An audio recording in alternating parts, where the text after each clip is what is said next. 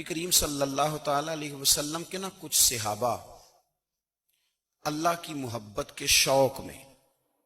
حضور کی بارگاہ میں حاضر ہوئے اور انہوں نے آ کے عرض پتہ کیا کیا؟ عرض کرنے لگے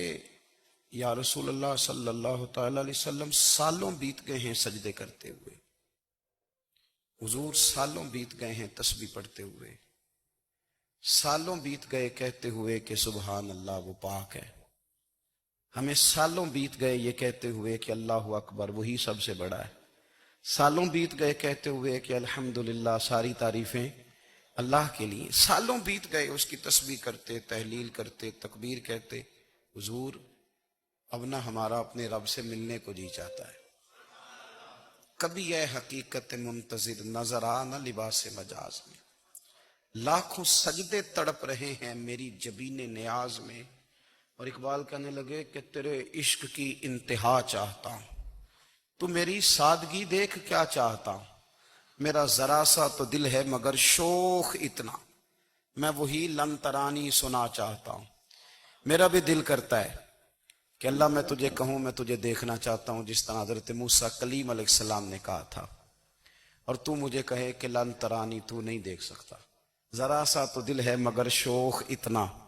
میں بھی وہی لن ترانی سنا چاہتا ہوں۔ پھر کہنے لگے بھری بزم میں راز کی بات کہہ دی، بڑا بے ادب ہوں سزا چاہتا ہوں۔ دیکھو سب لوگوں کے بیچ ہی میں نے یہ کہہ دیا۔ میرے عزیز صحابہ نا شوق میں،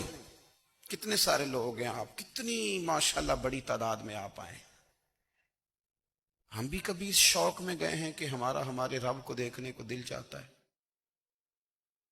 ہمارا جی چاہے وہ کبھی ہمیں ملے، ہم کبھی اس کی زیارت کریں، اس کی بارگاہ کرم میں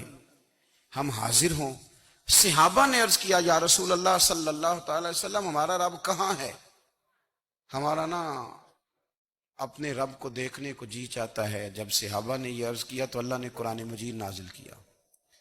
فرمایا وَإِذَا سَأَلَكَ عِبَادِي أَنِّي فَإِنِّي قَرِيبٌ، محبوب جب میرے بندے آپ کی بارگاہ میں آ کے میرے بارے میں پوچھے نا تو ان سے کہہ دینا میں ان کے قریب ہی ہوں، قریب ہی ہوں۔ دلیل کیا ہے؟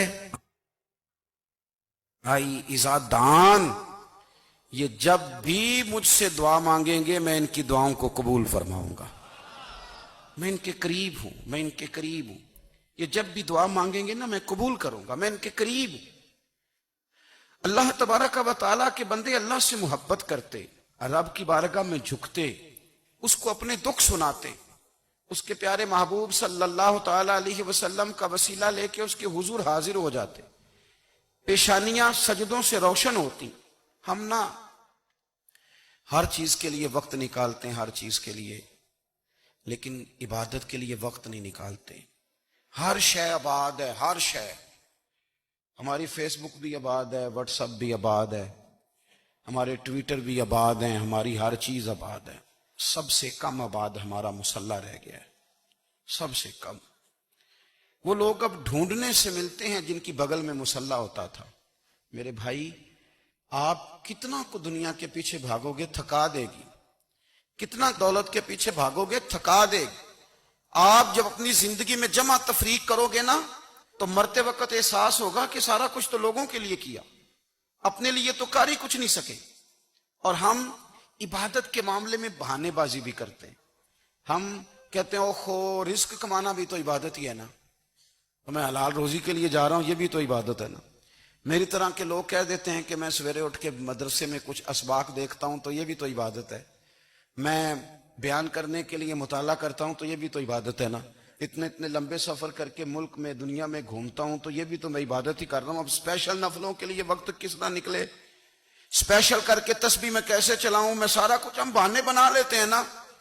میرا سوال یہ ہے کہ یہ ساری باتیں صحابہ کو، نبی کریم کو، دیگر لوگوں کو بھی تو پتہ تھی نا، لیکن آپ غور تو کریں 23 سال حضور کو وقت ملا، مختصر وقت ظاہراً تبلیغ کرنے کے لیے،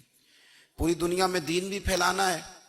گھر میں 11 ازواج ہیں، 4 بیٹیاں ہیں، ان کی اولادیں، سارے کام کاج بھی دیکھنے ہیں، لیکن سیدہ طیبہ طاہرہ حضرت عائشہ صدیقہ رضی اللہ تعالیٰ عنہ فرماتی ہیں سارا دن تبلیغ کرتے، ہر غلام کے دکھ سن